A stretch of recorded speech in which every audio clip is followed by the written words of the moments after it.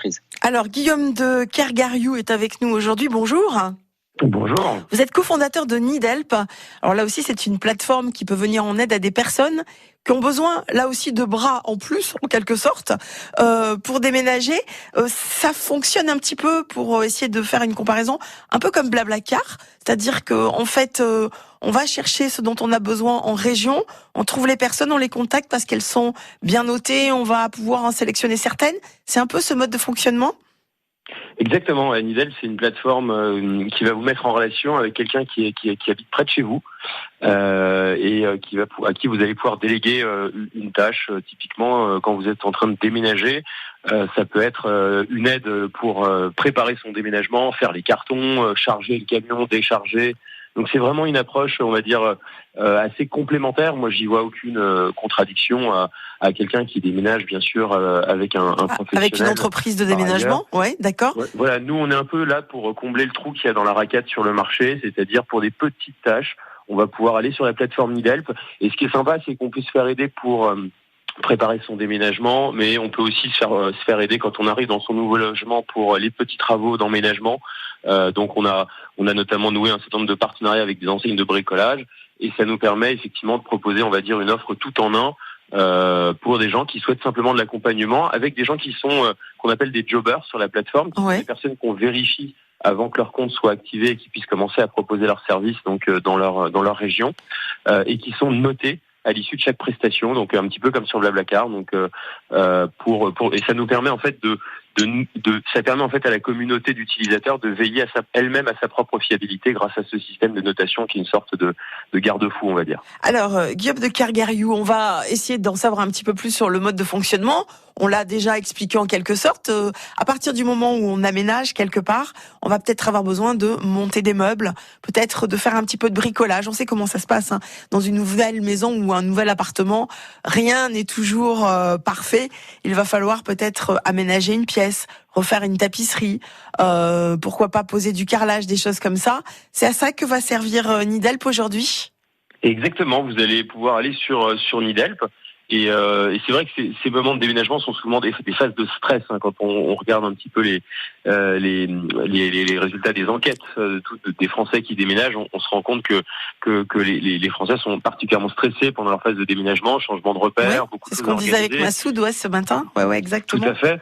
Et donc quand vous arrivez dans votre nouveau logement, parfois vous êtes un peu surmené, vous n'avez pas toujours les compétences non plus pour effectivement changer le revêtement de sol, repeindre la pièce.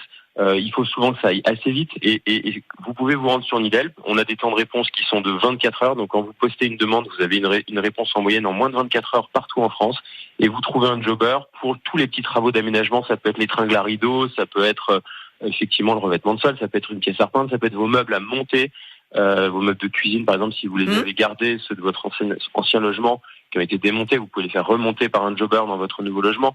Donc c'est vraiment toutes ces petites tâches que vous allez pouvoir déléguer en toute confiance. On assure toutes les prestations en cas de dommages exceptionnels, grâce à une responsabilité civile en inclusion sur la plateforme pour toutes les missions qui se sont réservées sur NeedHelp. Et on apporte également une garantie satisfait ou refait.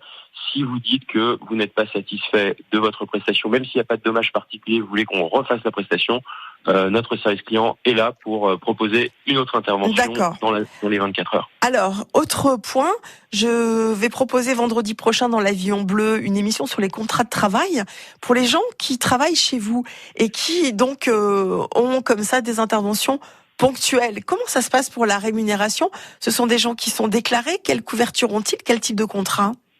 Alors, effectivement, tout revenu en France est bien entendu taxable, donc ce sont des revenus déclarés. Nous, on est une plateforme. Alors, la relation qu'il y a en fait, c'est entre la plateforme et les jobbers est assez simple. La plateforme joue le rôle d'intermédiaire, donc on est une plateforme de mise en relation. Mais la plateforme va un peu plus loin que ça. Elle se contente pas seulement de mettre en relation les utilisateurs entre eux. Elle va être facilitateur pour les démarches des utilisateurs. On va être de plus en plus facilitateur.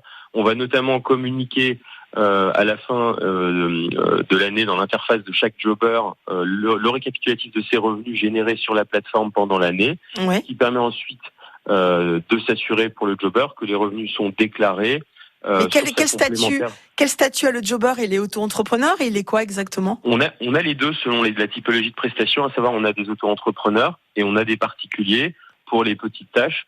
Dans ces cas-là, on peut passer par le système des chèques emploi-service qui permet notamment pour le client qui fait appel à un particulier, sur un certain nombre de prestations qui sont éligibles, à bénéficier d'un crédit d'impôt en fin d'année ou d'une réduction d'impôt de 50% sur les prestations de services à domicile qui sont consommées. Voilà, parce que j'imagine que voilà des organismes comme l'URSSAF par exemple ou autres peuvent avoir être vigilants et avoir un regard concernant ce travail qui est pas considéré comme un travail au noir. On est bien d'accord, Guillaume? Non. L'avantage de la plateforme Nidel, c'est on a un modèle qu'on appelle transactionnel. Donc les transactions passent par l'interface et ça c'est important parce que ça veut dire qu'on a une capacité à tracer l'activité des utilisateurs. Et nous, aujourd'hui, nos travaux qu'on fait, notamment que ce soit avec l'URSSAF ou avec d'autres institutions, avec l'État en général, le travail qu'on est en train de faire, c'est justement d'être de plus en plus facilitateur pour aider nos utilisateurs à déclarer leurs activités. La difficulté, c'est que souvent, ils ont des activités sur différentes plateformes à la fois. Donc l'idée, c'est que la plateforme Nidel, grâce à son modèle transactionnel, puisse demain automatiquement transmettre les revenus des utilisateurs.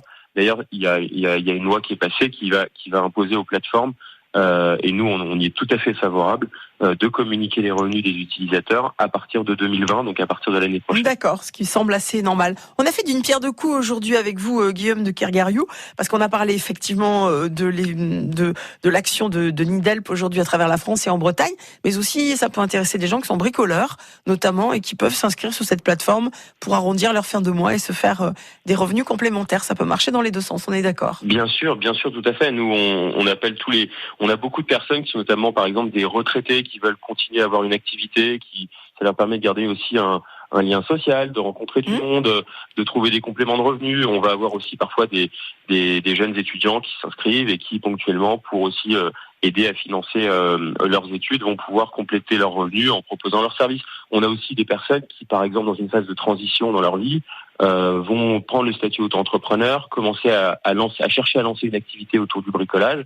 Ils n'ont pas forcément le réseau autour d'eux pour trouver des clients, donc ils vont pouvoir aller sur la plateforme Nidel, puis la plateforme va agir comme un tremplin pour ces jobbers. D'accord. Et pour certains, ils vont pouvoir même parfois créer carrément leur entreprise et puis même recruter leurs premiers salariés par la suite. Donc c'est absolument génial de voir ce genre d'initiative. Merci beaucoup d'avoir participé à cette émission sur le déménagement. Deuxième partie dans un instant